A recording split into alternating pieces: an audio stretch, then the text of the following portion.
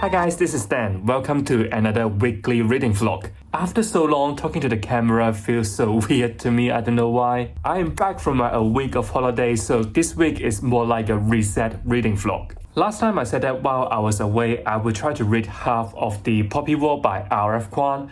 I am so happy to report that I have only read 50 pages. I can't even reach my goal because this holiday to me is more like meeting up with friends and family, so I didn't really have time to read at all, other than maybe on the train try to read a little bit and a little bit and a little bit. Today is actually the 22nd of April and I have only finished one book so far in this month, which is crazy. I greatly overestimated myself thinking that I can finish 5 books in this month, but I forgot I'm gonna be away for a week.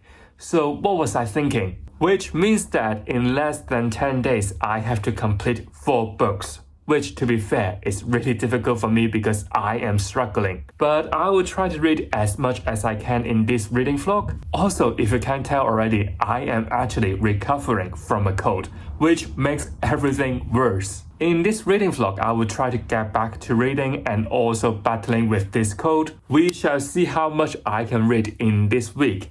So the book I've chosen today is An Echo of Things to Come by James Islington. So far, I think I am roughly 450 pages in, which means that I have less than 300 pages left. Hopefully, I can finish it by Wednesday or Thursday. So every day I have to read at least 80-ish pages. Today I will try to read a little bit more in the afternoon as well as in the evening. Tomorrow I have to film a first quarter of 2024 report sort of video. So I guess I will see you after the filming/editing session. So see ya.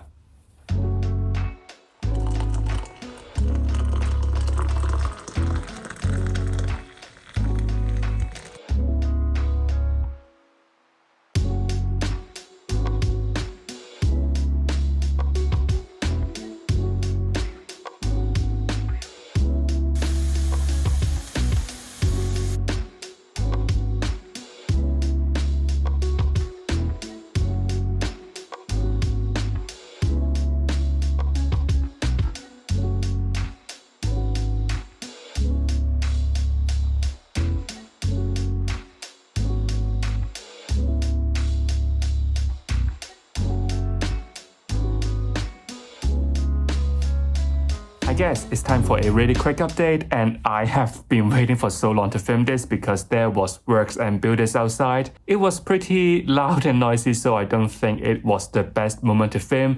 And now they're gone and I can finally do it. Yesterday I was filming a video and also editing it, so I don't have really much time for reading or give you any updates on my reading progress. That video is up already and it is about my first quarter reading wrap up. I'll talk about how well did I perform so far in 2024 in terms of my reading, and also talk about future plans for the next quarter and also the rest of the year. I'll also share my TBRs for the next couple of months, but I realized I made a mistake because I forgot to put my GSFF book into each month's TBR, so I guess I'll need to amend it a little bit so it won't be too much for me to read in a month. So if you're interested in that video, you can check it out now. No, not now, after watching this video. We are here for reading, so let's talk about An Echo of Things to Come by James Islington. Of course, I have been reading since the last update because it has been 2 days already. By my best effort, I think I only got less than 120 pages left and I am on chapter 43. I hope that I can finish it by tomorrow because I'm gonna have time to read in the afternoon today and also for tomorrow morning. If I just push myself a little bit, I guess I can finish it by tomorrow and start a new book. I am so close to the ending because before, every character has to find the clues on their own,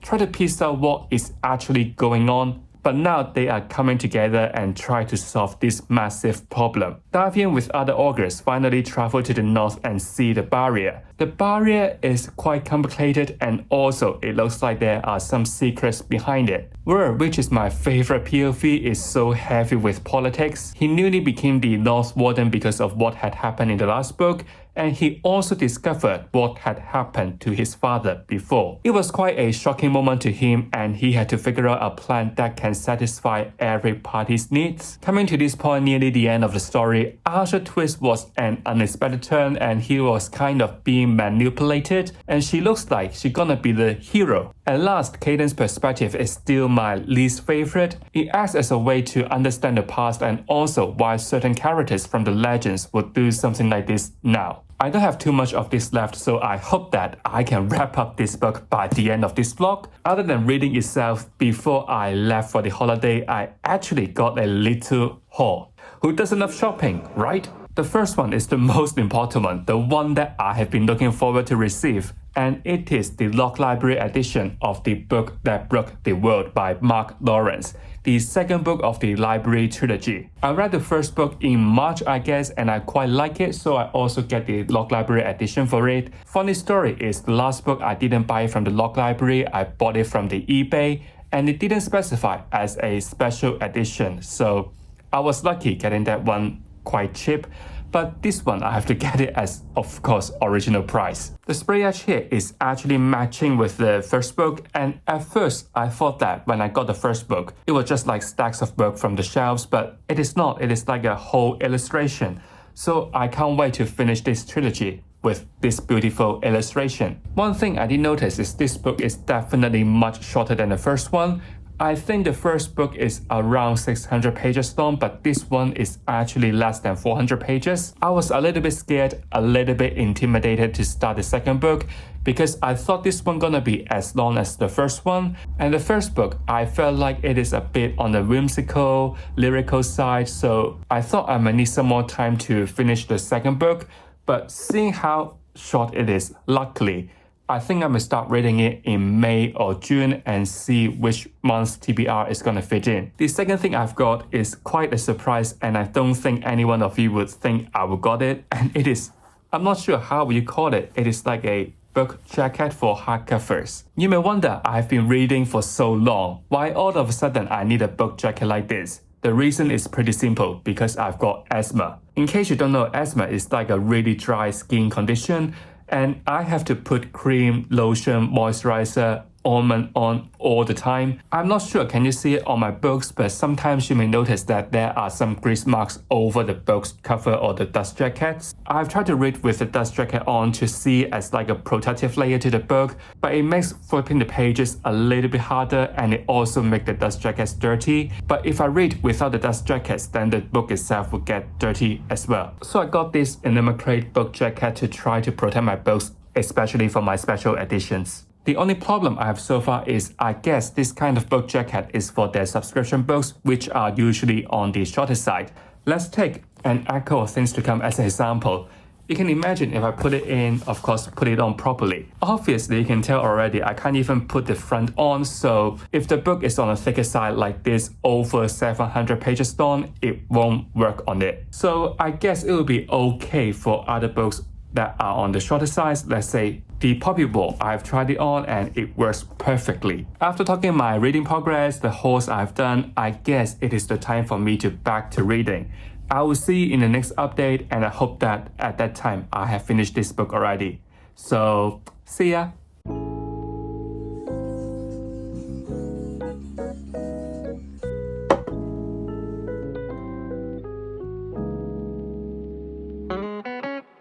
Hello everyone, here comes to another update. It is the next day and I am happy to report that I have finally finished An Echo of Things to Come by James Islington, as promised. The second book I have finished in April, which is terrible. It is nearly the end. I'm not too sure how I'm going to rate this book because the core problem we have been facing since book 1 has not really been solved in this second book. I do love the second half of the book, especially when all our main characters are coming together. Davy and Were, Archer's chapters are just so intense, full of actions. I'm quite curious about what's gonna happen to Archer, and also there's still a lot of work for Were to do in the future. future. And I do like the philosophical side of this book. There are discussions about fate and free will. Should you be bound to what is supposed to happen no matter what you have tried to do already, which some characters see it as a form of slavery, or should you be completely free from this destiny, which is, to be honest, quite interesting in a fantasy book. To be very honest, I'm still not a big fan of cadence chapters because it feels like a little bit of info dumpy. It keeps telling us what had happened in the past so that we can understand the present,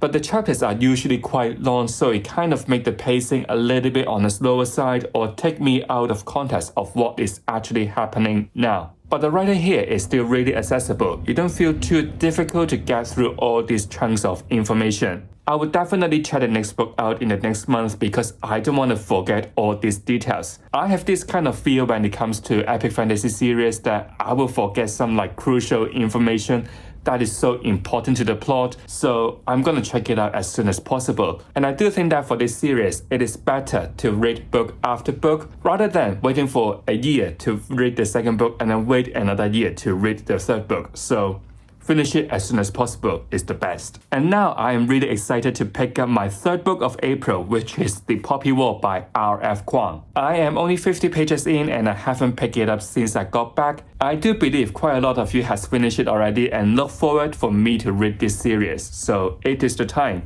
My honest opinion for only 50 pages is I am really enjoying it. This world is definitely brutal. You're gonna sell a young girl to an old man just to make some money or to reduce the burden for your family. Because of it, our main character, Rin, wanted a new future, start a new life. She's gonna study very hard for the imperial exam and finally she got an offer from a military school. What I do like about this little chunk I finished is the cultural references. In the past, the Chinese has to recite all the classics for the public exam. Announcing result will be done on a massive board. If you're the best one, your name gonna be on the top. The best I would say is definitely about the soy sauce. I believe it is around 20 years ago, which when you think about it, it is not too long ago. There was literally scandal about the soy sauce in China. It was found out that some of the soy sauce in China was made from human hair with some other chemicals. Since then, food safety has become a massive concern in China. I think it was just a couple of years later, there was some problems again with the baby formula milk,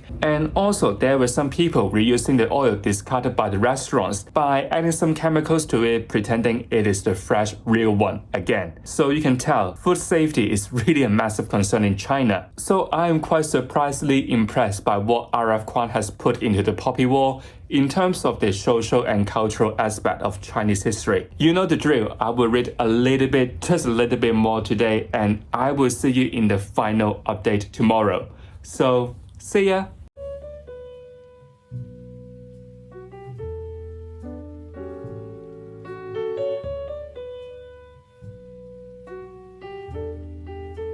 So here comes to the final update of this reading vlog. I have read roughly 50 pages more compared to the last update, so I am around 100 pages into the story. I'm really enjoying the school setting with some Chinese social cultural elements. Rin thought that coming to this military school would be like a safety net for her, but it is not the case. This school is really harsh and really tough. You're gonna study different areas, let's say linguistic, martial art, and also strategy. So the dropout rate for the first year is actually quite high. Also, coming to the south means that Rin only study classics for her imperial exam. Compared to other kids from the warlords, they're gonna study different areas. They have been studying martial arts since they were really young, so it put Rin into a massive disadvantage. She had to study extra hard for a better result and even did some horrible things to her body, so there will be no more distraction. From here, you can already tell there is a clear division between the North and the South. The exam itself is just like a method to give the people in the South a hope for mobility.